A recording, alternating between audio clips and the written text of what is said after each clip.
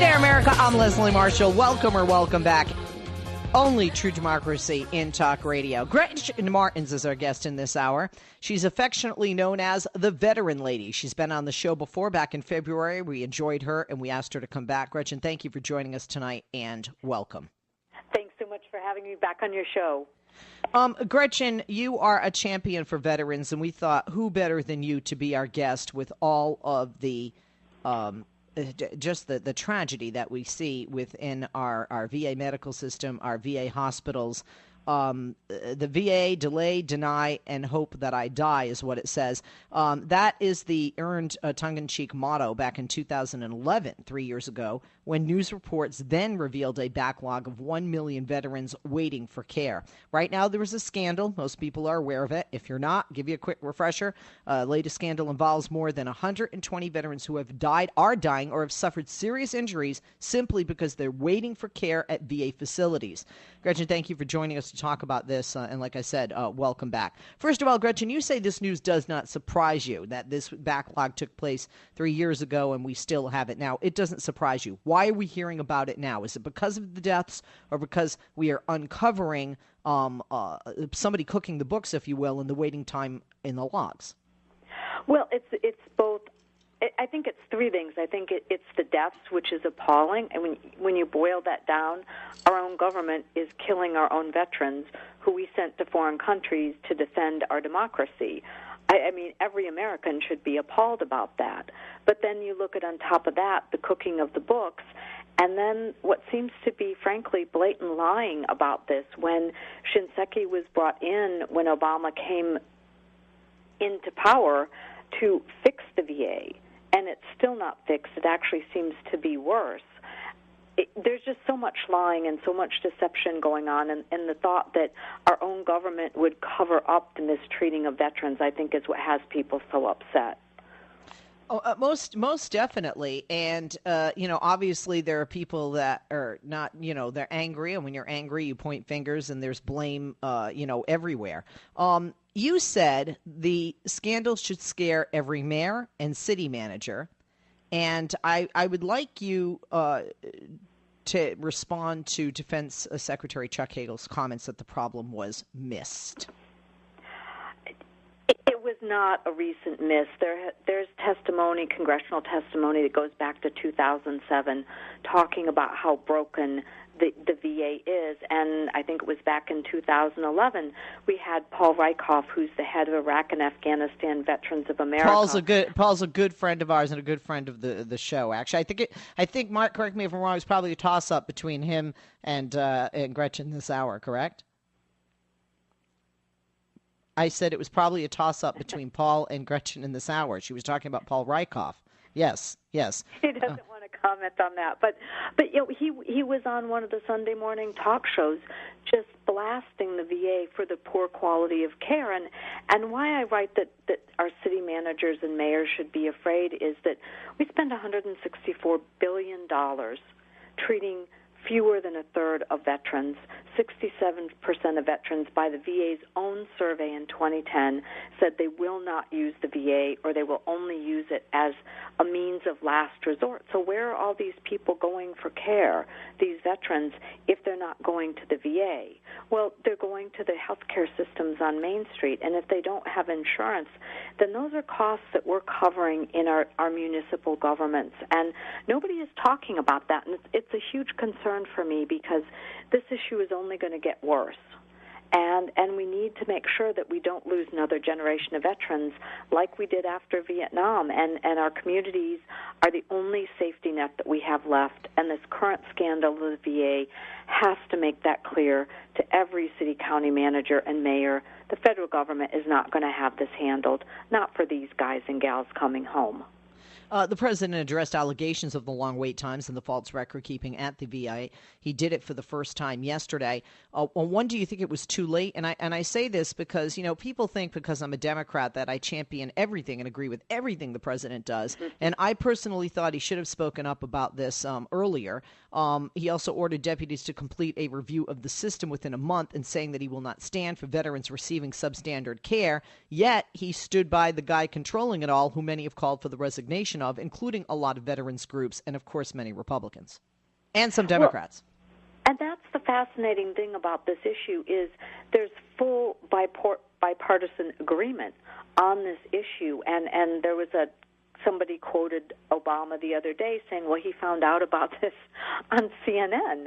Well, how can you be the president of the United States and you find out about a scandal in your VA through CNN? So it doesn't make any sense. And when Shinseki says he wants to rebuild trust with veterans, I don't think that's ever going to happen.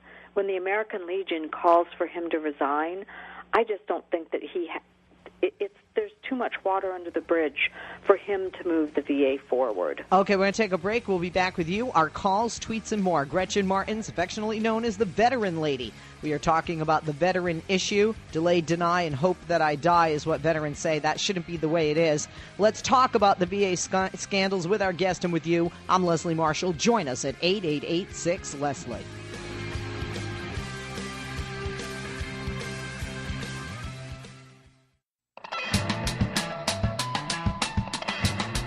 Want to hear your conversation with Leslie after the show? Go to lesliemarshallshow.com/members.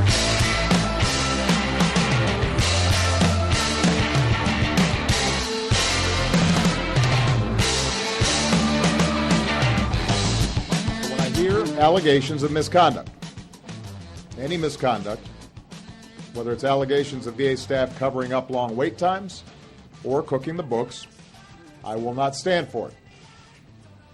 Not as Commander-in-Chief, but also not as an American. None of us should. So, if these allegations prove to be true, it is dishonorable, it is disgraceful, and I will not tolerate it, period. Rick Shinseki has been a great soldier. He himself is a disabled veteran, and nobody cares more about our veterans than Rick Shinseki. Gretchen Martens is our guest, affectionately known as the Veteran Lady. I'm Leslie Marshall, talking about the VA scandal. Gretchen, thank you for holding. Welcome back. That, of course, was the President of the United States, Barack Obama, regarding the veteran scandal. You heard what he said about the head of all this and, veterans groups, people that are his peers and have looked up to him are asking for his resignation. In all fairness, quite frankly, Gretchen, a couple of things. One, do we need to see if, in fact, these allegations are true, or is it a no-brainer because this has been going on for years? And two, is this his fault because it happened on his watch? I mean, even if the president didn't know about it, even more so because he should have been the one to bring it to the commander-in-chief's attention. Well, to me, there has to be accountability. When you're in charge, you either take responsibility or you don't, and mistakes happen, but the VA itself has already admitted that 23 veterans died waiting for care. They've admitted that. As I look at the evidence that's come out from CNN and other sources, the evidence is pretty clear-cut. Well, let's get to the evidence, Gretchen, so that people understand, because I'm all about the truth, and this is something I want to understand.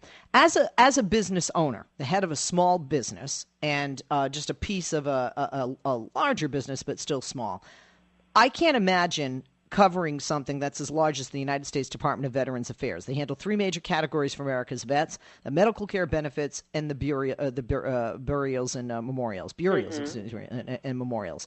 The medical system is obviously the target of the most recent allegations, the benefits have also been plagued by a backlog for years.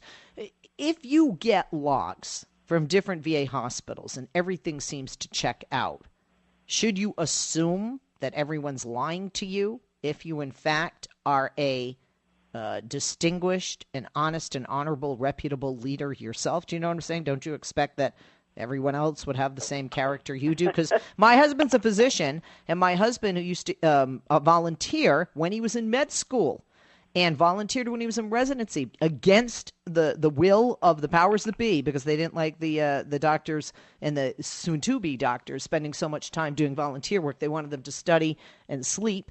And he volunteered at the VA. I used to drop him off and pick him up when I was dating him back in the days. I saw horrific things. So did he.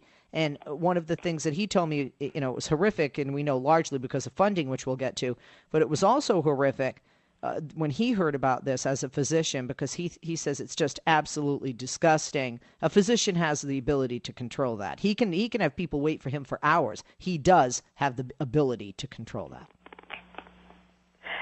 And I think it's a little bit of a side comment on what you just said, but I think what's so sad in this is that you have many doctors and nurses and technicians and admins who work at the VA, and they take pride in their work and they take pride in serving veterans. And if you're that doctor in the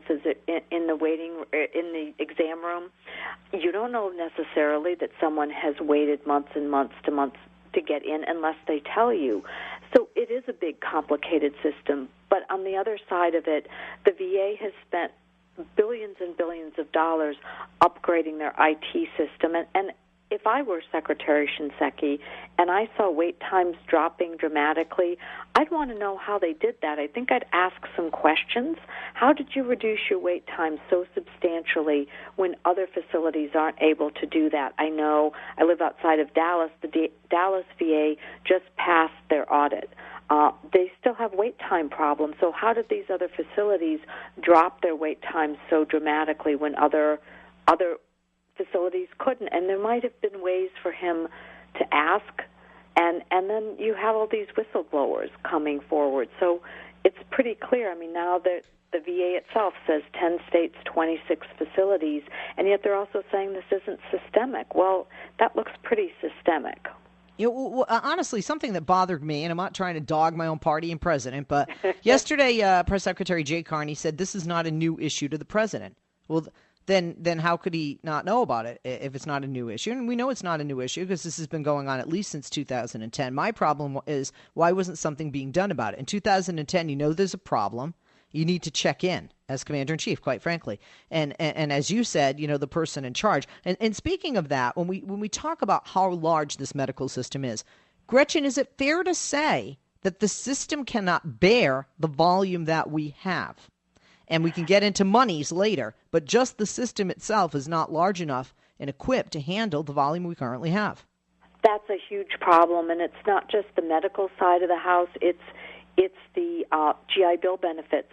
We have student veterans that are living out of their cars because they haven't gotten their education benefit payments. We have students that aren't allowed to re-enroll because the VA hasn't covered their tuition from the previous semester. So the health care piece is the most dramatic piece, but we see story after story. And frankly, if I were in charge of the VA in 2010 and I did a survey of my veterans and found out that 67% of veterans refused to use the VA, or they will use it only as a means of last resort, that to me is a pretty big customer service issue when people are entitled to benefits and they avoid using those benefits because the quality of care is so poor. Absolutely. And another thing we need to talk about is, like you said, we need to look at whys. Why would wait times go down? But we also need to look at, why is the system so overloaded?